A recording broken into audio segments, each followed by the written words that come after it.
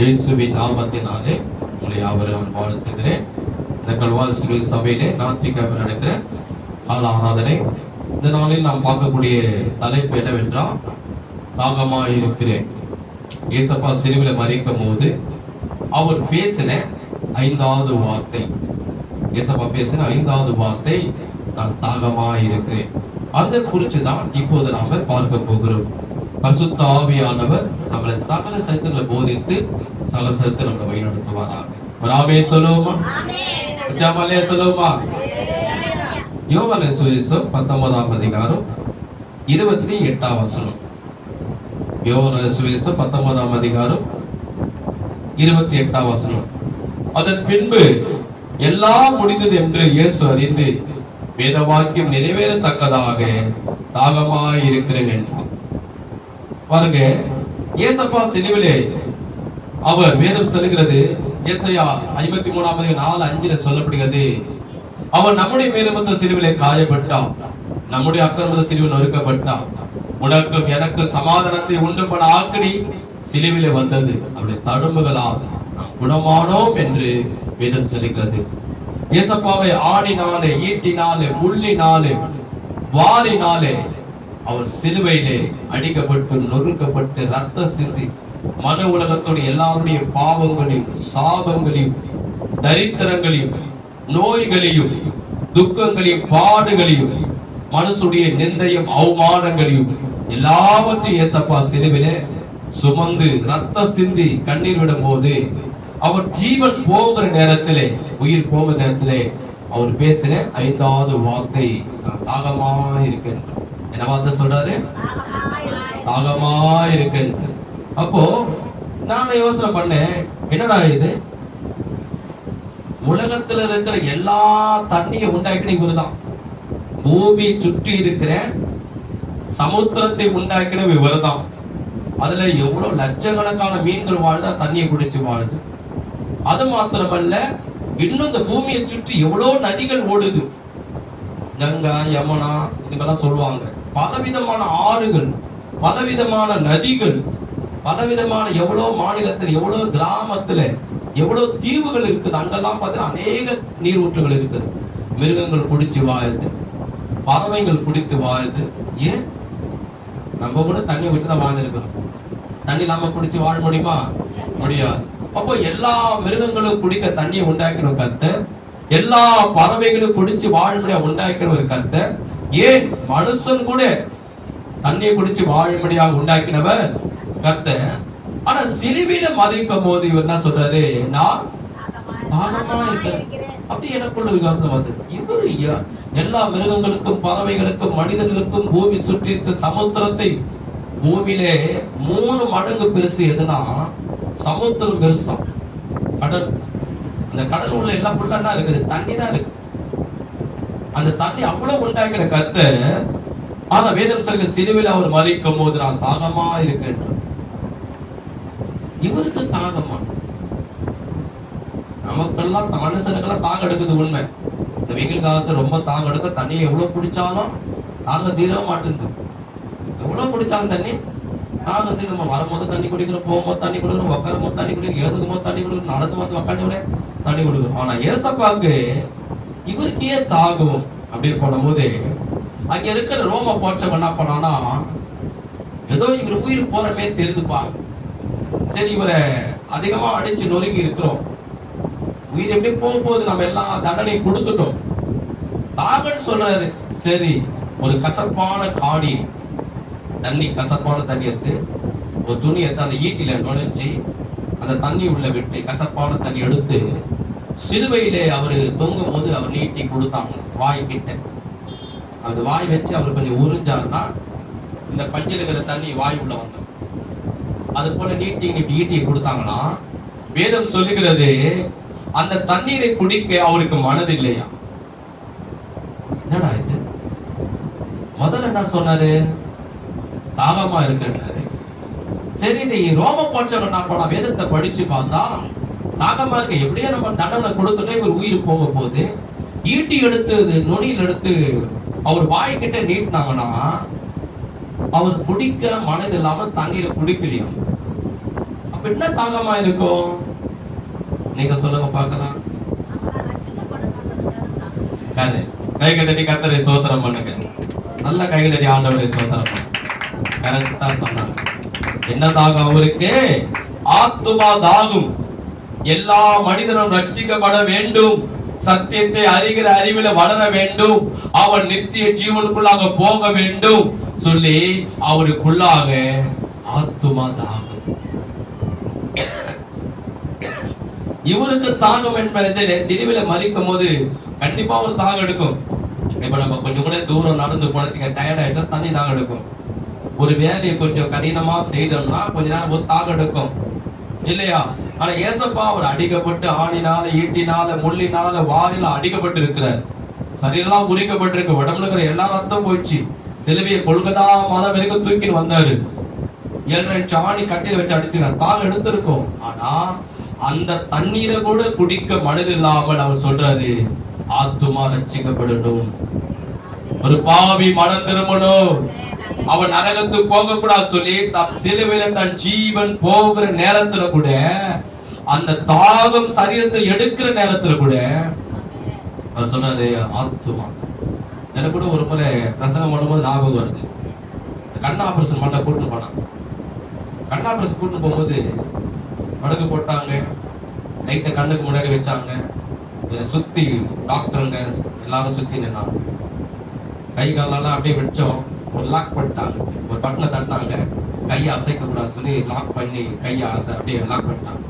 2 கால் அசைக்க கூடாது, கால் லாக் பண்ணிட்டாங்க. ஏன்னா அந்த வழியில அசைச்சிருவோம் அப்படின்னு ஏதாவது ஆயிடும் போது 2 கையும் 2 கால் லாக் பண்ணாங்க. கண் ஆபரேஷன். அப்போ அவரு ஒரு இன்ஜெக்ஷன் எடுத்து என் கண்ணுல போட்ட உடனே அந்த வலி என்னால தாங்க முடியல. அதாவது பயங்கரமான மரண வலி மாரி இருந்தது. அப்ப அவர் சொன்னாரு, ஒரு சிசரிங்க எடுத்து உன் கண்ணுல மேல இருக்கிற அந்த கேட்ராக்க சதையை நான் கட் பண்ணி எடுக்க போறேன், ஜாக்கிரதையா இருங்கன்னு அந்த இன்ஜெக்ஷன் போட்டு. அப்ப நான் அவனுக்கு என்னமா வந்தது அப்படின்னு நாக்கெல்லாம் வறண்டு போய் தண்ணி தாங்க எடுத்து அந்த சுத்தி டாக்டர் இருக்கிறாங்க. அப்படி நாக்கெல்லாம் அப்படியே எடுத்துக்கிட்டு தண்ணி தான். நான் சொன்னேன், கொஞ்சம் எனக்கு தண்ணி கொடுங்க. எப்ப அந்த நேரத்தை குடிக்க கூடாது, இப்போ கரெக்டா கையில வச்சிருக்கிறாங்க. கத்தி எடுத்து கண் ஆபரேஷன் பண்ண போற நேரத்துல இல்ல, எனக்கு கொஞ்சம் ஒரு 2 சொட்டு தான் தண்ணி கொடுங்க, ரொம்ப குடிக்க கூடாது. ஒரு கிளாஸ் எடுத்து கொஞ்சோண்டு ஒரு மூடி அளவு தண்ணி ஊத்துறோம். அப்போ அந்த வழியில அந்த தாங்க நம்ம எப்படிலாம் குடிக்கிறோம். ஆனா ஏசப்பா மரண வழியை சந்தித்து, என்னை காட்டில 1000 மடங்கான வழியை சந்தித்தோம். தண்ணி குடிக்க மனது இல்லாமல் ஒரு பாவி ரட்சிக்கப்படாமல் நரகத்துக்கு போதேன்னு அவர் வேதனைப்பட்டு சொல்றாரு. ஆத்துமா தாகம் அவருக்குள்ள வந்தது. கைகதறி கத்தரி நாம் ஸ்தோத்திரம் பண்ணுவோமா? சரி, யோவான சுவிசேஷம் 4ஆம் அதிகாரம். இதை குறித்து தான் நம்ம இன்னும் கொஞ்சம் பார்க்க போகிறோம். யோவான சுவிசேஷம் 4ஆம் அதிகாரம் எடுத்துக்கொள்ளுங்க. புதிய ஏற்பாடு 128ஆம் பக்கம், 128ஆம் பக்கம் 4ஆம் அதிகாரம்.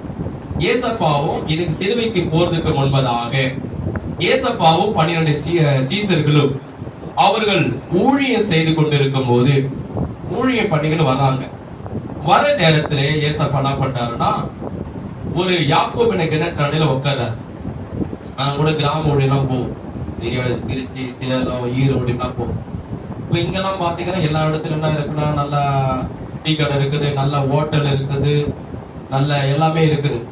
பல கிராமத்துல நாங்கள் போகும்போது ஹோட்டல் இருக்காது, டீ கடை இருக்காது. அப்படி இருந்தாலும் ரொம்ப தூரம் போகணும். அது வரைக்கும் முள்ளு காடா இருக்கும், மரச்செடி கொடியா இருக்கும், அப்படி இருக்கும். ரொம்ப தூரத்துல இருக்கும். டீ கடை இருந்தாலும் ஒரு ஹோட்டல் தான். அதே போல இவர் ஊழியம் செய்து வரும்போது ஒரு வனாந்தரமான பகுதி நடந்து நடந்து நடந்து ஊழியம் செய்து வரும்போது அடிக்கிற வெயில்ல இவருக்கு ஒரு தாகம் வருது. எப்போ சிலுவையில மரிக்கிறதுக்கு முன்பதாக இவர் ஊழியம் செய்த நாட்களிலே இதை குறித்து ஒரு சம்பவம், எப்படி ஒரு ஆத்துமா தாகம் வருது. அந்த ஆத்துமா தாகத்தை இப்ப நம்ம பார்க்க போகிறோம். 4ஆம் யோவான் சுவிசேஷம் 4ஆம் அதிகாரம் 6ஆம் வசனத்தை பாருங்க. அந்த பகுதி அப்படியே வச்சுக்கொள்ளுங்க. 6ஆம் வசனத்தில், அங்கே யாக்கோபுடைய கிணறு இருந்தது. இயேசு பிரயாணத்தில் இலைப்படைந்தவராய் அந்த கிணற்றின் அருகே உட்கார்ந்து இருந்தார். அப்போது ஏறக்குறைய 6ஆம் மணி வேலையாய் இருந்தது. அவருடைய சீசர்கள் போஜன பாத்திரங்களை கொள்ளும்படி ஊருக்குள்ளே போயிருந்தார்கள். அப்போது சமாரியா நாட்டாகிய ஒரு ஸ்திரீ தண்ணீர் மொள்ள வந்தா. இயேசு அவளை நோக்கி தாகத்துக்கு தா என்றா. கவனிங்க, அப்படியே நிறுத்திங்க, என் முகத்தை பாருங்க. இப்போ ஊழிய செய்து வராரு யார்? ஏசப்பா. இவங்களுக்கு நான் வெயில்ல நம்ம நடந்துக்கினே இப்போ நான் சொல்லலையா, நாங்க நடந்துக்கினே போகும்போது ரொம்ப டயர்ட் ஆயிடும், பசி எடுக்கும், தாகம் எடுக்கும். ஊழிய நடந்து நடந்து கிராமத்து செய்து அது போல இவர் செய்து வராரு. யாக்கோபு என்ற கிணறு இருக்கு. யாக்கோபு வாழ்ந்த நாட்டிலையும் அவர் செய்த கிணறு, தண்ணி குடிச்ச கிணறு. அந்த கிணறு தண்ணில உட்கார்றாரு. அப்ப சீசர்கள் 12 சீசர் சொல்றாங்க, இயேசுவே ரொம்ப தாகமா நம்மள எல்லாரும் இருக்கிறோம், பசியும் எடுக்குது, எல்லாரும் நடந்து போக முடியாது, ரொம்ப டயர்டா இருக்கிறோம், கொஞ்சம் சாப்பிட்டாதான் கொஞ்சம் பலம் கிடைக்கும், தண்ணி குடிச்சாதான் கொஞ்சம் பலனா போக முடியும், நீங்க இங்கேயே உட்கார்ந்து இருங்க. என்ன தண்ணியில உட்காருங்க, ஏன்னா நீங்க தான் போனா பிரசவம் பண்றீங்க, நீங்க தான் போய் என்ன பண்றீங்க, ஏதாவது பிசாசை பார்த்தா விரட்டுறீங்க, ரொம்ப டயர்டா இருக்கிறீங்க. அந்த யாக்கோபு கிணறுல உட்காருங்க, நாங்க சில பேர் ஊருக்குள்ள போயிட்டு ஏதாவது உணவு கிடைச்சா தண்ணி கிடைச்சா கொண்டு வரோம். நாங்க கிராமம் வச்சுட்டு அப்படிதான் பண்ணுவோம். எல்லாரும் ஊருக்குள்ள போக மாட்டோம். ஊழியெல்லாம் பண்ணிட்டு எல்லா ஊழியக்காரர்களை கூட்டு போயிட்டு சர்ச்சில் உட்கார வச்சிருவேன். அந்த 15 பேர் உட்கார வச்சுட்டு அதுக்கப்புறம் நாங்க 2 பேர் என்ன பண்ணுவோம், வேன் எடுத்துன்னு போவோம். ரொம்ப தூரம் போயிட்டு ஏதாவது சாப்பாடு இருக்கா பார்த்துட்டு தண்ணி எல்லாம் எடுத்துக்கிட்டு வேன்ல போட்டுக்கின்னு வருவோம். பக்கத்துல இருக்காது. இவங்க சொல்றாங்க, சீசர்கள் இங்கே உட்கார்ந்து இருக்க, நான் ஊருக்குள்ள போயிட்டு ஏதாவது சாப்பாடும் தண்ணி கிடைச்சா எடுத்துன்னு வரணும். சரின்னு சொல்லி அவரு யாக்கோபு கிணறுல உட்கார்ந்து இருக்கிறார். இவங்க போயிட்டாங்க சீசர்கள். அதுக்கப்புறம் அந்த இடத்துல யார் வருதுன்னா சமாரியா ஸ்திரீ வராங்க. யார் வருது? குடத்தை எடுத்துன்னு வராங்க. இப்ப இந்த காலத்துல எப்படி, இப்ப பாத்தீங்கன்னா வீட்டுல கட்டி வீட்டுல போர் போட்டுறாங்க. இப்ப கூட பாருங்க, ஒரு சில ஏரியால பாத்தீங்கன்னா நடுவுல பழா போட்டு இருப்பாங்க. கிராமத்துல நீங்க போய் பாத்தீங்கன்னா பழம்லாம் இருக்காது. ஒரு 15 வருஷம் 20 வருஷத்துக்கு முன்னாடி இப்போ கூட இருக்கு. ஒரு சில கிராமத்துல ரொம்ப தூரம் போயிட்டு ஏரியிலையோ அல்லது ஆறுலையோ அல்லது குளத்திலையோ கிணத்துலையோ குடத்துல தண்ணியை பிடிச்சி தூக்கிட்டு வருவாங்க. நல்லா அழகா எடுத்துன்னு வருவாங்க. தலை மேல 2-3 பானையை வச்சு எடுத்துன்னு வருவாங்க. இப்ப இருக்கிறவங்க ஒரு குடம் தண்ணி தீர்வு வரதுக்கு அழுவுறாங்க, கஷ்டமா இருக்குன்னு. அவங்க 2-3 பானையை தலை மேல வச்சுக்கிட்டு தண்ணியை தூக்கினா அவ்வளோ தூரத்துல எடுத்துன்னு வருவாங்க, ஆறுல இருந்து ஏரில இருந்து. இந்த சமரியா ஸ்திரீ என்ன பண்றாங்க, குடம் எடுத்து வராங்க, போய் இடத்த தண்ணி பிடிச்சுன்னு வரலாம். வர நேரத்துல பாருங்க, ஏன்னா இந்த ஸ்திரீ பாத்தீங்கன்னா அதுவும் கரெக்டா வெயில் நேரத்துல மதியான நேரத்துல வராங்க. ஏன்னா அந்த நேரத்துல வரும்போது ஏசப்பா கிணத்து மேல உட்காந்து இருக்கும் போது கேட்கிறாரு, தாகமா இருக்குது, குடிக்க கொஞ்சம் தண்ணி கொடுங்க. அப்போ உடனே அவங்க அந்த ஏசப்பா வந்து அந்த தண்ணியை கேட்கிறாரு. நல்லா கவனிங்க, சிலுவையில மறிக்கும் போது என்ன சொன்னானே, தாகமா இருக்குன்னாரு. அதே இப்ப ஊழிய செய்திருக்கும் போது அவர் யாக்கோபு கிணற்றில உட்காரும் போது அவர் என்ன கேட்கிறார், ஸ்திரீகிட்ட, தாகமா இருக்கிறமா, குடிக்க கொஞ்சம் தண்ணி கூட ஸ்திரியை பார்த்து கேட்கிறார்.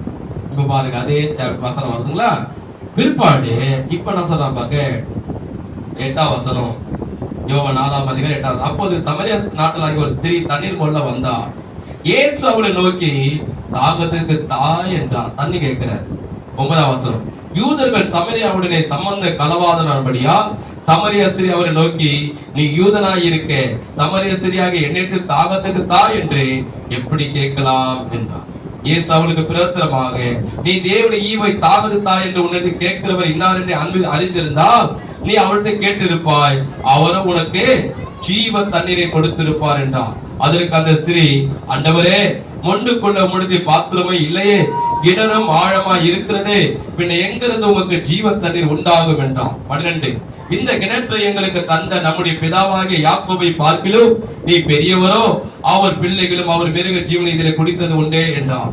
இயேசு அவளுக்கு பிரத்திரமாக, இந்த தண்ணீரை குடிக்கிறவனுக்கு மறுபடியும் தாகம் உண்டாகும். நான் கொடுக்கும் தண்ணீரை குடிக்கிறவனுக்கோ ஒரு காலம் தாகம் உண்டாகாது. நான் அவனுக்கு கொடுக்கும் தண்ணீர் அவனுக்கு நித்திய ஜீவ காலமாய் ஊறுகிற நீர் ஊற்றாய் இருக்கும் என்றார். அந்த ஸ்திரீ அவரை நோக்கி, ஆண்டவரே, எனக்கு தாகம் உண்டாகணும், நான் இங்கே முண்டுக்குள்ளே வராமல் இருக்கும்படி அந்த தண்ணீரை எனக்கு தர வேண்டும் என்றார். இயேசு அவளை நோக்கி, நீ போய் உன் புருஷனை இங்கே அழைத்து கொண்டு வா என்றார். அதற்கு அந்த ஸ்திரீ, எனக்கு புருஷன் இல்லை என்றார். இயேசு அவளை நோக்கி, எனக்கு புருஷன் இல்லை என்று நீ சொன்னது சரிதான். எப்படி எனில் 5 புருஷர்கள் உனக்கு இருந்தார்கள், இப்போது உனக்கு இருக்கிறவன் உனக்கு புருஷன் அல்ல, இதை உள்ளபடி சொன்னார் என்றார். அப்போது அந்த ஸ்திரீ அவரை நோக்கி, ஆண்டவரே, நீர் ஒரு தீர்க்கதரிசி என்று காண்கிறேன். எல்லாரும் ஒரு ஆமென் சொல்லுவோமா? ஒரு அல்லேலூயா சொல்லுவோமா? சரி, இப்ப என்ன கவனிங்க, என் முகத்தை பாருங்க. இங்க கேட்கிறாரு, அம்மா கொஞ்சம் தண்ணி குடிக்க தாகது தானே. ஏசப்பா ஸ்திரியை பார்த்து கேட்கிறாரு. அது சமரிய ஸ்திரீ கேட்கிறாங்க, உன்கிட்ட இந்த கிணறு ரொம்ப ஆழமா இருக்கு, கிணறு ரொம்ப ஆழமா இருக்கு, அது எடுக்க நம்மளால முடியாது, அதுக்கு ஏதாவது ஒரு பாத்திரம் வேணும். இப்போ நீ கிணத்துல பாத்தீங்கன்னா கையில போட்டு அதுல ஒரு குடத்தையோ அல்லது பக்கெட்டையோ கட்டி உள்ள தொங்க விடுவாங்க. அது 30 அடி இருக்கலாம், சில 40 அடி இருக்கும். அது உள்ள அப்படியே கயிறை விட்டுட்டு தண்ணியை முண்டு எடுப்பாங்க, அந்த கயிறை பிடிச்சி வலிப்பாங்க. நான் கேரளாவுக்கு போயிருக்கிறேன். அந்த கேரளாலாம் இப்படி இருந்துருக்கு. அங்கே ஒரு சர்ச்சில போய் பிரசங்கம் பண்ணும் போது என்னை ஒரு வீட்டை தங்க வச்சாங்க. தங்க வைக்கும் போது பின்னாடி சும்மா சுத்தி பார்க்கலாம், பார்த்தா பெரிய கிணறு இருந்தது. இது என்ன சேச்சி அப்படின்னா, இதுதான் எங்களுக்கு இவ்வளவு இருக்கிற கிணறு, இவ்வளவுதான் வெள்ளம் இருக்கும், இவ்வளவு இருக்கிற வெள்ளத்தை தான் நாங்க எடுப்போம் அப்படின்னு அவங்க மலையாளத்தை சொன்னாங்க. அப்படிங்கிற சேச்சி அப்படி பார்த்தா ரொம்ப ஆழத்துல தண்ணி இருக்கும். அப்ப என்ன பண்ணுவாங்க, அந்த ஆழத்துல தண்ணி எடுப்போம். அப்ப இவர் கேட்கிறாங்க, இவங்க கையில ஒரு பாத்திரமும் இல்லை, ஒரு கிளாஸும் கிடையாது, ஒரு சொம்பம் கிடையாது, நம்ம வார்த்தையில சொன்னோம்னா ஒரு சொம்பம் கிடையாது, ஒரு குடமும் கிடையாது. அப்படி கேட்கிறாங்க. இப்ப எப்படி நீ அது உள்ள இருந்து நான் தண்ணி போட்டு உனக்கு கொடுக்க முடியும்? எதுவுமே இல்லையே ஒரு பாத்திரம். அப்ப ஏசப்பா சொல்றாரு, அவருக்கு அப்புறம் அவரு சொல்றாரு, இந்த தண்ணீரை குடிக்கிறவனுக்கு மறுபடியும் மறுபடியும் மறுபடியும் தாகம் உண்டாகும். எவ்வளவு ஒரு உண்மையான வார்த்தை பாருங்க. இப்போ நம்ம தாகத்துக்கு தண்ணி குடிக்கிறோம், ஆனா அதே ஒரு 1/4 மணி நேரம் 10 நிமிஷம் கழிச்சு பாருங்க மறுபடியும் தண்ணி குடிக்கும். இல்ல ஒரு 1/2 மணி நேரம் கழிச்சு பாருங்க மறுபடியும் தண்ணி குடிக்கும். இப்ப வெயில் காலத்துல எல்லாம் தண்ணியை பக்கத்துல வச்சுட்டு இருக்காங்க. நான் கூட அடியில கீழே வச்சுட்டு இருக்கேன் இல்லையா? எல்லாரும் என்ன பண்ணுவோம், பேக்ல வச்சுட்டு இருப்போம், எல்லாத்தையும் தண்ணி ரெடியா கொஞ்ச நேரம் கொஞ்ச நேரம் தண்ணி குடிக்கிறோம், தாகம் தீருது, மறுபடியும் தாகம் எடுக்கும். தண்ணி குடிக்கிறோம், தாகம் தீருது, மறுபடியும் தண்ணி குடிக்கிறோம். ஏசப்பா எவ்வளவு அழகா சொன்னார் பாருங்க, இந்த தண்ணீரை குடிக்கிற உனக்கு மீண்டும் மீண்டும் மீண்டும் மீண்டும் தாகம் எடுத்துக்கிட்டே இருக்கும். நீ வந்து இங்க தண்ணி குடத்துல எடுத்துன்னு இருக்கணும். தாகம் எடுத்துன்னு இருக்கோம், நீ குடிச்சு முடிப்ப, குடம் காலியாடும், மறுபடியும் வந்து போகணும். அப்போ இவ சொல்றா, இவரு கொடுக்கிற தண்ணி சொல்றாரு, நான் கொடுக்கும் தண்ணீரை நீ குடிச்சினா உனக்கு தாகவே வராது. வராமே சொல்லுவோமா? சொல்றாரு, நான் கொடுக்கும் ஜீவ தண்ணீரை நீ குடிச்சினா தாகமே வராது. ஐயோ அப்படியா? நீ கொடுத்த தண்ணியை குடிச்சா தாகமே வராதா? நான் பார்த்தா என்ன பண்றது, ஏன்னா அவ பட்ட தண்ணீரை வந்து பாத்தீங்கன்னா வெயில் ஏறதுக்கு முன்னாடி பட்ட பகல்லையே வந்து தண்ணி குடிப்பாங்க. ஏன்னா அப்ப கொஞ்சம் குளிர்ச்சியா இருக்கும், அப்படி வந்து குடிப்பாங்க. அந்த நேரத்துல இந்த ஸ்திரீ வர முடியாது. சில பேர் என்ன பண்ணுவாங்க, மாலை நேரத்துல தண்ணி குடிப்பாங்க. மாலை நேரத்துல ஒரு 4 மணிக்கு 5 மணிக்கு மேல நம்ம டைம் சொல்றேன். ஏன்னா அந்த நேரத்துல என்ன ஆகும், வெயில் குறையும், பொழுது போகிற நேரம், கொஞ்சம் குளிர்ச்சியான நேரத்துல என்ன பண்ணுவாங்க, தண்ணி பிடிக்க வருவாங்க. அந்த நேரத்துல ஸ்திரீ போக முடியாது. ஏன் போக முடியாது தெரியுமா? இவங்க போக மாட்டாங்க. ஏன் போக மாட்டாங்க தெரியுமா? அவங்களுக்கு கால் வலி கிடையாது, கை வலி கிடையாது, அவங்க ஒரு விபச்சாரியான பெண். அந்த ஊர் மக்களுக்கு தெரியும், அங்க இருக்கிற ஜனங்களுக்கு தெரியும். அந்த விபச்சார பெண் அங்க தண்ணி பிடிக்க வந்தாங்கன்னா, ஒரு விபச்சாரிய பெண் இங்க எப்படி நீ தண்ணி பிடிக்க வரலாம்? அது இல்லாம நீ ஒரு சமரியான பெண், ஒரு தாய், அதாவது நம்ம சொல்லலாம் தாழ்த்தப்பட்ட ஜாதினோம்ல, உயர்த்தப்பட்ட ஜாதி தாழ்த்தப்பட்ட ஜாதி பேசுறாங்க பாருங்க. அது போல நீ தாழ்த்தப்பட்ட சமரிய ஸ்திரீ, நாங்க யூதர்கள், அதுவும் நாங்க பிடிக்கிற நேரத்தில் நீ ஒரு விபச்சார பெண்ணை எப்படி பிடிக்கலான்னு அவளை திட்டுவாங்க, அவளை கல்லெறிவாங்க. நியாயப்பிரமாணத்தில் இருக்கிறது கல்லெறிவாங்க. அதுதான் ஏசப்பா கிட்ட அந்த ஸ்திரீ சொல்றாங்க, நான் ஒரு சமரியான பெண், நீ ஒரு யூதர். யூதர் வந்து சமரியா கிட்ட தண்ணி கேட்க மாட்டாங்க, தண்ணி கொடுத்தாலும் வாங்கி குடிக்க மாட்டாங்க. இப்போ ஒரு சில வீட்டுல நீங்க போய் பாருங்க, நல்லா உயர்ந்த ஜாதி, நான் சொல்ல விரும்பல, உயர்ந்த ஜாதி உள்ள வீட்டுல போனீங்கன்னா நீ எந்த ஜாதி கேட்பாங்க. நான் இந்த ஜாதி. ஓ நீ பர ஜாதியோ அப்படின்னு கேட்டு என்ன பண்ணுவாங்க, தண்ணி கூட கொடுக்க மாட்டாங்க, வீட்டுல கூட சேர்த்துக்க மாட்டாங்க, தென்னையில கூட உட்கார வைக்க மாட்டாங்க. ஒரு சில ஜாதிகள் அப்படி இருக்குது. எந்த ஜாதியில சொல்ல மாட்டேன், ஒரு உதாரணத்துக்கு சொல்றேன். நான் மனிதனை குற்றப்படுத்துறேன், சில ஜாதி மொழியினால மனிதர்களை கேவலமா பார்க்கறது.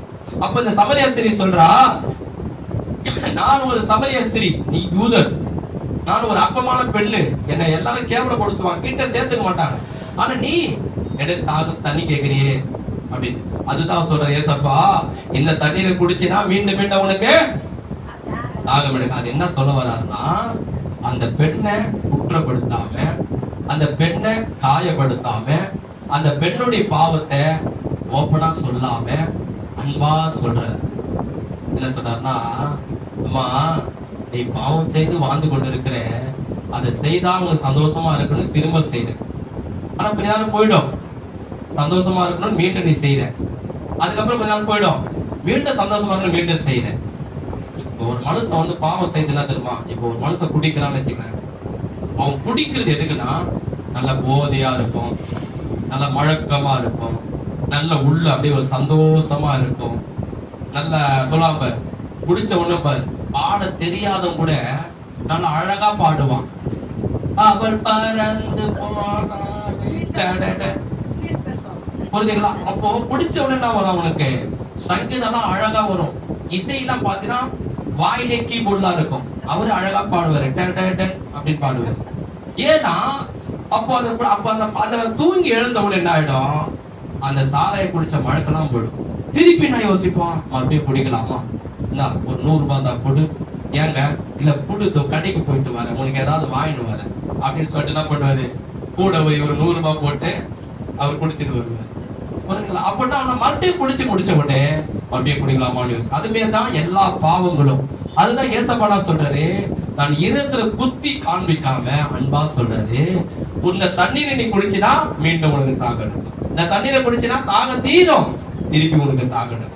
தண்ணீர் குடிச்சா தாகம் தீரும், ஆனா திருப்பி தாகம். அது என்ன சொல்ல வராங்கன்னா, ஒரு மனுஷன் ஒரு பாவத்தை செய்யும் போது அவனுக்கு அந்த நேரத்துல எப்படி இருக்கும்? சந்தோஷமா இருக்கும், ஜாலியா இருக்கும், நல்லா இருக்கும். ஆனா அது கொஞ்ச நேரத்துல அது முடிஞ்ச உடனே மீண்டும் குடிக்கலாமா, மீண்டும் பாவம் செய்யலாமா என்ன வரும்? மீண்டும் மீண்டும் நீ செய்வே, அது உனக்கு அடங்கவே அடங்காது. சாகுற வரைக்கும் இன்னைக்கு பாருங்க, மனுஷனை சாகுற வரைக்கும் குடிச்சிட்டு சாவணும் இருக்கிறான், சாகுற வரைக்கும் அதே பாவத்துல வாழ்ந்து சாவணும் இந்த உலகத்துல இன்னும் இருக்கிறான். 60 வயசானாலும் 70 வயசானாலும் தள்ளாடுற வயசானாலும் ஒருத்தர் நடக்க கூட முடியல. அவர் குடிச்ச இடத்துல பத்துக்கினார், நகர்ந்து கூட போக முடியல. நான் ஒயிட் ஷாப்ல பாக்குறேன், நடக்க கூட முடியல. உன்னை எதுக்கு ஏன் குடிக்கிற? அவரை தூக்கி போக 4 பேர் வராங்க. அப்ப எதுக்கு இதை சொல்ல வரேன்னா, மீண்டும் மீண்டும் அந்த பாவத்தை செய்வாங்க. அதான் ஏசப்பா சொல்றாரு, இந்த தண்ணீரை குடிக்கிறவனுக்கு மீண்டும் மீண்டும் தாகம் எடுக்க. நீ பாவம் சந்தோஷமா இருக்கணும்னு செய்யற, ஆனா மீண்டும் நீ செய்வ. ஆனா அந்த சந்தோஷம் நிரந்தரமான சந்தோஷத்தை அது உனக்கு கொடுக்காது. அது அழிவுல கொண்டு போவோம், மரணத்தை கொண்டு போவோம், நரகத்துக்கு கொண்டு போவோம்.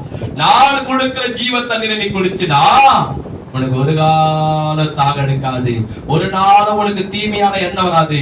உனக்கு ஒவ்வொரு நாளும் உள்ளத்துல தீமையை காட்டிலும், உலகத்தில் இருக்கிற மாம்சத்தை காட்டிலும், உலகத்தில் இருக்கிற பாவத்தை காட்டிலும் இயேசு கிறிஸ்து உனக்குள்ள வந்தா ஒரு நிரந்தரமான சந்தோஷம், பணமும் பொருளும் நகையும் உலகபரமான மாம்ச பாவங்களும் கொடுக்க முடியாத ஒரு சந்தோஷத்தை, ஒரு நிம்மதியை, ஒரு மகிழ்ச்சியை, ஒரு ஆனந்தத்தை என் இயேசு உனக்கு தருவார் என்று அவர் சொல்றாரு. நான் கொடுக்கும் ஜீவ தண்ணீரை நீ குடித்தினா ஒரு காலம் உனக்கு தாகமே எடுக்காது என்றார். கைகள் தட்டி கர்த்தரை ஸ்தோத்திரம் பண்ணுவோம். அப்போ அந்த சமரியாஸ்திரி கேட்கிறாங்க, அப்படியா? ஐயோ, இந்த தண்ணீரை குடிக்க நான் வரும் போதெல்லாம் தண்ணீரை திணிக்கும், வெயில் அடிக்கிற வெயில வரணும், அதுவும் யாரும் இருக்கிறாங்களா பார்த்துக்கணும் வந்து கொண்டு போகணும். ஆனா நீ குடுக்க தண்ணியை தாகமே வராதுன்னா அப்ப எதுக்கு நான் திரும்ப திரும்ப வரணும்? அந்த தண்ணீரை முதல்ல கொடு. கேட்கறாங்க, பிரசங்கம் மட்டும் உங்களுக்கு விளக்கமே சொல்லுங்க. கேட்கறாங்க, முதல்ல அந்த தண்ணியை கொஞ்சம் கொடு. திரும்ப திரும்ப இங்க வரக்கூடாது, தலைவலியாகுது, அவ்வளவு தூரம் வரணும், இடுப்புல சுமந்து போனோம், இடுப்பு வலி வரும், 4 ஜனம் என்னை பார்த்து கேவலமா பேசும், விபச்சாரியான ஸ்திரீன்னு. தண்ணி கொடுங்க, அந்த குடிக்கிற ஜீவ தண்ணி எனக்கு முதல்ல கொடுங்க. ஏசப்பாவுக்கு சொல்றாரு, உன் புருஷனை இங்க அழைத்து கொண்டு வா, நான் தரேன், உன் புருஷனை கொண்டு வான். அப்பா அவ சொல்றா, ஆண்டவரே எனக்கு புருஷன் இல்லை. அவன் என்ன பண்றாங்க, தன் பாவத்தை, இருக்கிற உண்மைய, தன் குற்றத்தை உண்மையா ஏசப்பட சொல்றாங்க. ஆண்டவரே புருஷன் இல்லை. அப்பா அவர் சொல்றாரு, சரியே, உனக்கு 5 புருஷர்கள் இருந்தாங்க, என்ன பண்ண, ரகசியமா 5 புருஷனோட வாழ்ந்த, ஆனா இப்போது இருக்கிறவனும் உனக்கு புருஷன் இல்லை. அந்த தவறுக்காக வந்துட்டு அவன் போயிட்டான். ஆனா நீ உண்மையா என்ன பண்ண சொன்னாமா, எனக்கு புருஷன் இருக்கா, நீ கரெக்டா சொல்லிங்கன்னா தப்பான வாழ்க்கை வாழ. ஆனா நீ உள்ளது உள்ளபடி என்ன பண்ண அறிக்கை செய்து. அதுதான் ஆண்டவர் விரும்புது. எந்த ஒரு பாவத்தை தான் தேவன் வெறுக்கிறார். ஆனா பாவியை நேசிக்கிறார். யாரா இருந்தாலும், விபச்சாரா இருந்தாலும், கொலைகாரனா இருந்தாலும், திருடனா இருந்தாலும், குடிகாரனா இருந்தாலும், கெஞ்சாடிப்பனா இருந்தாலும், யாரு எப்படிப்பட்ட திருடனா இருந்தாலும் ஆண்டவர் அவனை நேசிக்கிறார். ஆனா அவன் செய்யற பாவத்தை தான் ஆண்டவர் பண்றாரு, வெறுக்கிறார். ஒரு ஆமே சொல்லுவோமா, ஒரு அல்லேலூயா சொல்லுவோமா, சத்தமா சொல்லுவோமா. அததான் ஆண்டவர் பண்ண வெறுக்கிறாரு. நீ உள்ளபடி நான் பண்ண சொன்னேன், அதுதான் ஆண்டவர் விரும்புறாரு. உனக்கு ஜீவ தண்ணீர் வேண்டுமா? நிரந்தரமான சமாதானம் வேண்டுமா? நிரந்தரமான நிம்மதி வேண்டுமா? உனக்கு பாவ மன்னிப்பு வேண்டுமா? அவருடைய வருகையிலே நித்திய ஜீவனுக்குள்ள போகணுமா? இயேசு உனக்குள்ள வரணுமா? கர்த்தர் உன்னை ஆசீர்வதிக்கணுமா? உனக்கு சமாதானம் கிடைக்கணுமா? உனக்கு நிம்மதி கிடைக்கணுமா? அவர்கிட்ட உண்மையான அப்ப அறிக்கை செய். இந்த 2வது வாரத்துல நம்ம சபையில திருவந்திரு, ஆண்டவரே போய் பேசியிருந்தா நான் மன்னிச்சிடுங்க. ஏதோ கோவப்பட்டு ஆண்டவரே வீட்டுல தெரியாம ஒரு பேசி, ரோட்ல வரும்போது வந்து வண்டி ரேஸ்தான் தெரியாம ஏதோ ஒரு கெட்ட வார்த்தை பேசிட்டப்பா, மன்னிச்சிடு ஆண்டவரே. திடீர்னு கடையில போய் ஒரு பொருளை வாங்கும் போது அவன் தெரியாம என்கிட்ட காசை கொடுத்துட்டான். காசு அதிகமா இருந்தது, நான் கொடுக்காம நான் எடுத்துட்டு வந்துட்டேன். ஆண்டவரே என்னை மன்னிச்சிடு ஏசப்பா. அவன் காசு அவனை கொடுத்துறேன். இனிமேல் நான் போய் பேச மாட்டேன்ப்பா, இனிமேல் நான் கோவப்பட மாட்டேன்ப்பா. அப்படி என்ன பண்ணோம்? மன்னிப்பு ஆண்டவர்கிட்ட கேட்க, என்னை மன்னிச்சிடு ஆண்டவர், என்னை மன்னிச்சிடுங்கப்பா அப்படின்னும் போது ஆண்டவர் சொல்றாரு, நம்ம வாயிற எல்லா மனுஷனுடைய வாழ்க்கை அவருக்கு தெரியும். நீதிமொழியில சொல்லப்படுகிறது, மனுஷன் போகிறதும் வருகிறதும் படுக்கிறதும் எழுந்திருக்கிறதும் அவன் நடக்கிறதும் அவன் தூங்குவதும் எல்லாருக்கும் தெரியும். அவருக்கு மறைவாக அந்த உலகத்தில் எதுவும் கிடையாது. ஆனா அவர்கிட்ட வந்த ஆண்டவரே இந்த தவறு நான் பண்ணேன், என்னை மன்னிச்சிடுங்க, இனிமே நான் செய்ய மாட்டேன்னு தான் ஆண்டவர் சந்தோஷப்படும். அல்லேலூயா. அந்த வேதம் சொல்லி தன் பாவங்களை அறிக்கை செய்து விட்டு விடுகிறவன் கர்த்தரிடத்தில் இரக்கம் பெறுவான். தன் பாவங்களை மறைக்கிறவனோ, மறைச்சி மறைச்சி மறைச்சி ரகசியமா வாழ்கிறவனோ கர்த்தரிடத்தில் இரக்கம் பெறவே முடியாது. அந்த ஸ்திரீ சொல்றாங்க. அப்ப அந்த ஸ்திரீ சொல்றாங்க, என் வாழ்க்கையில இருந்த 5 புருஷனோடு வாழ்ந்தது நீ கரெக்டா சொல்றேன், அப்படி ஒரு பெரிய தீர்க்கதரிசி அப்படின்றாங்க. உடனே அவங்க என்ன பண்றாங்க பாருங்க, 24ஆம் வசனம், யோவான் சுவிசேஷம் 4ஆம் அதிகாரம் 24ஆம் வசனம் பாருங்க. தேவன் ஆவியாய் இருக்கிறார், அவரை தொய்து கொள்ள யாவரும் ஆவியோடு உண்மையோடு அவரை தொய்து கொள்ள வேண்டும் என்றார். அந்த ஸ்திரீ அவரை நோக்கி, கிறிஸ்து என்னப்படுகிற மேசியா வருகிறார் என்று அறிவேன், அவர் வருகிற போது எல்லாவற்றையும் நமக்கு அறிவிப்பார் என்றார். அதற்கு இயேசு, உன்னுடனே பேசுகிறேன் நானே அவர் என்றார். அத்தருணத்தில் அவருடைய சீசர்கள் வந்து அவர் ஸ்திரீயுடனே பேசுகிறதை பற்றி ஆச்சரியப்பட்டார்கள். ஆகிலும் என்ன தேடுகள் என்றாவது, ஏன் அவரோடு பேசுகின்றாவது ஒருவனும் கேட்கவில்லை. அப்போது அந்த ஸ்திரீ தான் குடத்தை வைத்துவிட்டு ஊருக்குள்ளே போய் ஜனங்களை நோக்கி, நான் செய்த எல்லாவற்றையும் ஒரு மனுஷன் எனக்கு சொன்னார், அவரை வந்து பாருங்கள், அவர் கிறிஸ்துதானோ என்றார். அப்போது அவர்கள் ஊரிலிருந்து புறப்பட்டு அவரிடத்தில் வந்தார்கள். இப்படி நடக்கையில் சீசர்கள் அவரை நோக்கி, ரவி போஜனம் பண்ணும் என்று வேண்டிக் கொண்டார்கள். 32 அதற்கு அவர், நான் புசிப்பதற்கு நீங்கள் அறியாத ஒரு போஜனம் எனக்கு உண்டு என்றார். அப்பொழுது சீசர்கள் ஒருவரை பார்த்து, யாராவது அவருக்கு போஜனம் கொண்டு வந்து கொடுத்திருப்பானோ என்றார்கள். 34 இயேசு அவரை நோக்கி, நான் என்னை அனுப்பினுடைய சித்தத்தின்படி செய்து அவருடைய கிரியை முடிப்பதே என்னுடைய போஜனமா இருக்குது என்றார். எல்லாரும் ஆமென் சொல்லுவோமா? எல்லாரும் என்னோட சேர்ந்து சத்தமா சொல்லுங்க. நான் என்னை அனுப்பினருடைய சித்தத்தின்படி செய்வது அவருடைய கிரியா இருக்கிறது என்பது என்னுடைய போஜனமா இருக்கிறது. நல்ல கரங்க தட்டி ஆண்டவரை சோதனம் பண்ணுங்க. என்ன சொல்றாருன்னா, முடிக்க போகிற கவனிங்க. இங்க அந்த சபையஸ்தர் என்ன பண்றா, அவளுக்குள்ள ஒரு சமாதானம் வந்துச்சு, நிம்மதி வந்துச்சு. அந்த கிணற்றடியில் எதுக்கு வந்தா? தண்ணி வந்தா. வேதம் சொல்லுகிறது, தண்ணியை குடிச்சா தான் தீரும், தாகம் தீரும். அந்த குடத்தை வச்சுட்டு தண்ணி மொல்லல, குடிக்கல. பைபிள படிச்ச பாருங்க, குடத்தை கீழே வச்சுட்டு ஊரு உள்ள ஓடி போய், ஒரு ஊர் இருக்கும். இப்ப பார்த்தீங்கன்னா கேம் கார்டன், இந்த சைடு தட்டாங்குளம், அவசியம் போடு, கனிகாபுரம், வேசார்படி, இப்ப ஒரு ஊர் இருக்கு. அந்த ஊர் உள்ள போயிட்டு, ஐயோ இங்க வாங்க இங்க நீங்க வாங்க, அண்ணா மார்க்கெட் போற நீங்க வாங்க, அண்ணா கடைக்கு போற நீங்க வாங்க, சரி தண்ணி குடி நீங்க வாங்க. என்னடி ஆச்சு, என்னாச்சு? ஏதாவது 10,000 ரூபாய் கிடைச்சதா? அதே இல்ல. ஏதாவது நகைகள் ஏதாவது கீழே கிடைச்சதா? அது கிடையாது. என்ன விஷயம் எல்லாரையும் கூப்பிட்டுக்கிறேன். சொல்றாங்க, நான் வாழ்ந்த வாழ்க்கைய ஒருவர் கரெக்டா சொன்னாரு. சொன்ன உடனே ஆமா நான் சொன்னேன். எனக்குள்ள ஒரு சமாதானம், எனக்குள்ள ஒரு நிம்மதி, எனக்குள்ள ஒரு ஆனந்தம், ஒரு நாள் எனக்கு நான் பாவம் செய்யும் போது கிடைக்க முடியாத சந்தோஷத்தை அந்த இயேசுவை நான் பார்த்தேன். எனக்கு சந்தோஷம், நிம்மதி கிடைச்சது. தாகத்தோட போனேன், தண்ணி தாகத்தோட என் ஆத்துமா தாகம் திருப்தி அடைந்தது. எனக்கு மிகுந்த சந்தோஷம், ஒரு மிகுந்த நிம்மதி. ஒவ்வொரு மனிதன் என்கிட்ட பாவம் செய்யும் போது கொடுக்கிற பணத்தை காட்டிலும் என் இயேசு கொடுத்த ஜீவ தண்ணீர்னாலே எனக்கு சந்தோஷம் கிடைத்தது, நிம்மதி கிடைத்தது. அப்படியா? அவர் யார் அவரு அப்படின்னு கேட்டான். அதுக்கு என்ன சொன்னா தெரியுமா? அதுக்கு என்ன சொன்னா தெரியுமா? அவர்தான் கிறிஸ்து. கைகளை கர்த்தரை ஸ்தோத்திரம் பண்ணுவோமா? அவர்தான் இயேசு கிறிஸ்துன்றாங்க. உடனே அப்படியா? எல்லா சீசர்களும் எல்லா ஜனங்களும் ஊருக்குள்ள போயிட்டு இயேசுவை பார்க்கறாங்க. பார்த்த நேரத்துல நான் என்ன சொல்ல, யாக்கோபு கிணத்துல இயேசு உட்கார்ந்தாரு. சீசர்கள் என்ன சொல்லிட்டு போனாங்க? இயேசுவே, ரொம்ப டயர்டா இருக்கிறேன், தாகமாக பசியாக இங்க உட்காந்துரு, நான் ஊரு உள்ள போயிட்டு வரேன். இப்போ ஊரு உள்ள போயிட்டு வர கொஞ்சம் நேரம் ஆகல, ஒரு அரை மணி நேரம் ஆகும், இல்ல 1 மணி நேரம் ஆகும். சீசர்கள் வந்துட்டாங்க, சபையில சரி போயிட்டாங்க, ஜனங்கள்லாம் சுத்தி இருக்கிறாங்க.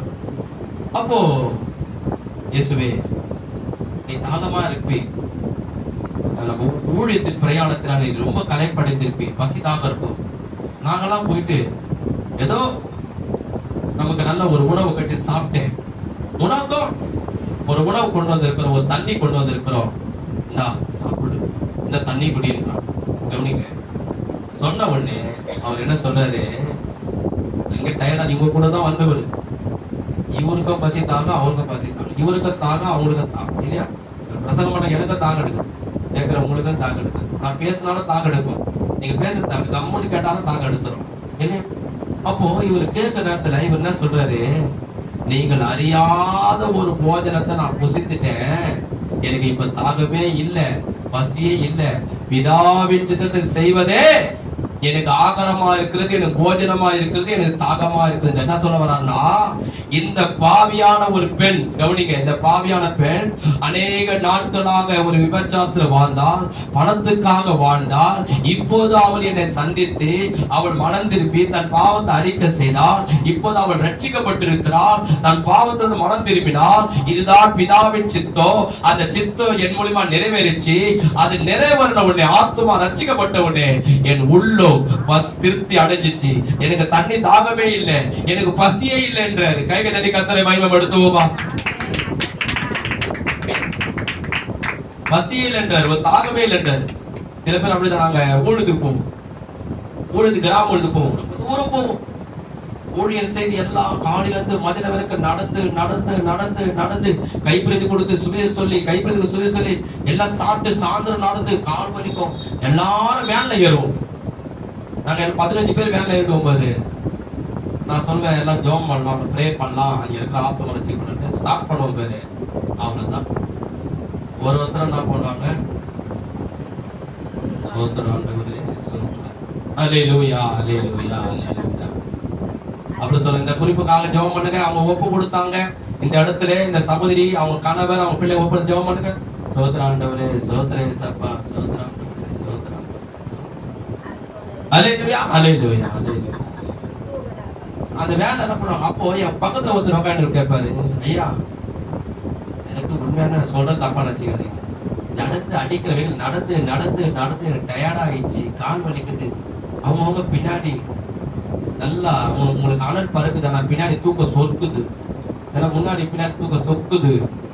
ஆனா உங்களுக்கு தான் எப்படிதான் தெரியல, நீங்க எல்லாத்தையும் முடிச்சு ஜெபம் பண்ணி வரீங்க, சோத்திரம் பண்ணி வரீங்க. அப்ப நான் சொல்வேன், பெருமைக்காக சொல்ல, அப்ப நான் சொல்வேன், அநேக ஆத்துமாக்கள் ரட்சிக்கப்பட்டார்களே, அங்க போய் இயேசு பத்தி நம்ம சொன்னோமே, அந்த சந்தோஷமே எனக்கு பசியே இல்லை, எனக்கு தாகமே இல்லை, எனக்கு டயர்டு இல்லை, எனக்கு பலவீனம் இல்லை, அவ்வளவு திருப்தி சந்தோஷம் இருக்குது. கைக தட்டி கர்த்தரை மகிமைப்படுத்துவோமா? இப்போ ஒரு என்ன சொல்றது, ஒரு கல்யாணம் நினைச்சுக்கல, ரொம்ப வருஷம் கல்யாணம் ஆகல, கஷ்டப்பட்டு பணத்தெல்லாம் செலவு பண்ணி ஒரு மூத்த பிள்ளை நீ ரொம்ப அன்பு வச்சிருக்கிற, பாசம் வைக்கிற, அந்த கல்யாணம் பண்றதுக்கு நிறைய வேலை ஆகும். ஆனா அந்த பண்ணி முடிச்சு நீ உட்காரும் போது பாரு, அவங்கள தண்ணி குடிக்க கேளு, குடிக்க மாட்டான். ரொம்ப டயர்டா இருப்ப, சாப்பிடுங்கண்ணே வேணாம்வா. ஆனா ஆரம்பத்துல இருந்து கஷ்டப்படுறது, அலையிறது, ஓடுது யாரும் அவங்கதான் இருப்பாங்க. சும்மா அரை மணி நேரம் 1 மணி நேரம் வந்து மாப்பிள்ளை பொண்ணை பார்த்துட்டு நல்லா இருக்கீங்களா போய் இவங்க உட்காந்து பசியில சாப்பிடுவாங்க. ஆனா காலையில இருந்து நைட்டு வரைக்கும் கஷ்டப்படுவாங்க. அவங்க தண்ணியும் குடிக்க மாட்டான், சாப்பிட மாட்டான். தண்ணி குடிக்கணும், நீங்க குடிக்க, நீங்க குடிக்க, நீங்க குடிச்சு சாப்பிடுங்க, நீங்க சாப்பிடுங்க, நீங்க சாப்பிடுங்க, நீங்க சாப்பிடுவாங்க. அவங்க முடியல 10, 11 கூட சாப்பிடல, எல்லாம் போன பிற்பாடு சாப்பிடுவாங்க. ஏன் சொல்ல? அந்த சந்தோஷம்.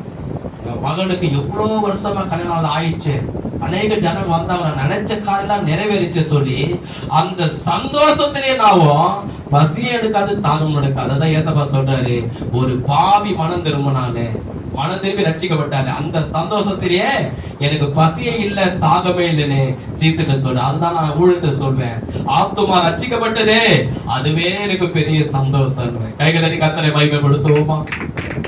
அதுதான் ஆண்டவர் சொல்றாரு. சிலுவையிலே மரிக்கும் போது அவர் சொல்றாரு, நான் 5வது வார்த்தை, நான் தாகமா இருக்கு. அந்த ஒரு பெண்ணு மனம் திரும்பிட்டா.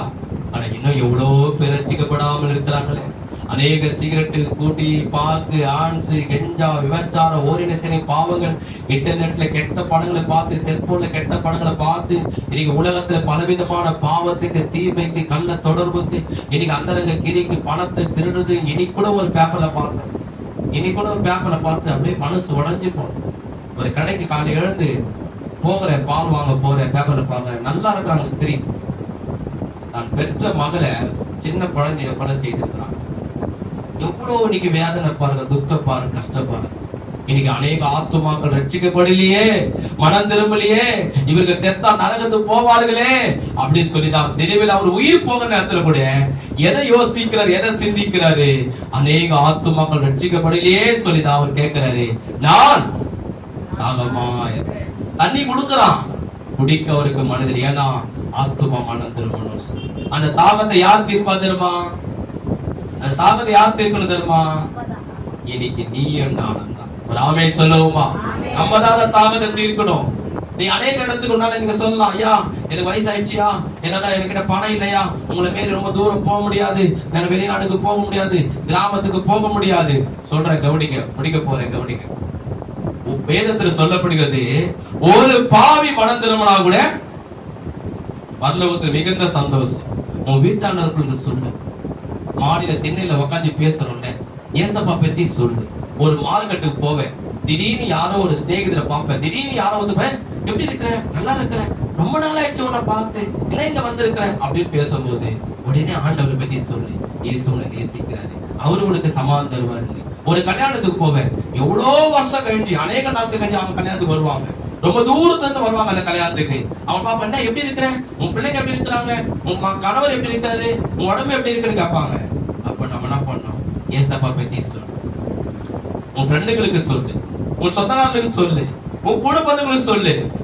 கடையாண்ட பாப்ப, ஒரு கடைக்கு போகும்போது அங்கே பாம்பு, நான் அப்படிதான் பண்ணுவேன். வண்டி எடுத்து போய் பெட்ரோல் போடுவேன், அவன் பெட்ரோல் போட்டுனே இருப்பான். நான் என்ன பண்ணுவதுமா, பிரதர் இயேசு உன்னை நேசிக்கிறாங்க. உடனே என்ன பார்ப்பேன், ஆண்டவர் உனக்கு சமாதானம் கொடுப்பார் பிரதர், நீ ஆண்டவரை நேசி. அவன் 1000 பிரச்சனையில இருப்பான், 1000 கஷ்டத்துல இருப்பான், அப்போ ஆண்டவர் நேசி. ஒரு கடைக்கு போனா கூட, ஒரு பொருளை வாங்கினா கூட ஆண்டவர் நேசிக்கிறார். ஒரு பிச்சைக்காரன் வந்து கேட்பான், ஐயா ஏதாவது கொடுங்க, என்ன பண்ணுவோம், 10 ரூபாய் எடுப்பேன், அவரு கையில கொடுப்பேன். அவர் என்ன பண்ண, வாங்கணும்னு பையில போட்டு திரும்புவாரு. ஐயா 5 நிமிஷம் நான் சொல்லுது கேளு, சொல்லுங்க சாமின்னு. ஆண்டவர் உனக்கு நேசிக்கிறாரு அப்படியே கேட்பேன். அவர் உனக்காக ரத்தம் சிந்துற, நீ அவரை நம்பு, நீ ஆசுதமா இருப்ப, நீ இயேசுவை ஏற்றுக்கொண்டா நீ பிச்சை எடுக்க மாட்டேன், அநேகருக்கு நீ கொடுப்ப, எல்லாருக்கும் ஆண்டவர் போய் சொல்லுவேன். ஏன்னா அது நம்மளுக்கு கிடைத்த ஒரு பாக்கியம், நம்மளுக்கு கிடைச்ச ஒரு பெரிய ஆசீர்வாதம். சிலுவையில தொங்கி கொண்டிருக்கிற இயேசு தாகமா இருக்குன்னு சொல்ற, அந்த தாகத்தை நீ என்ன பண்ற, தீர்க்கிற.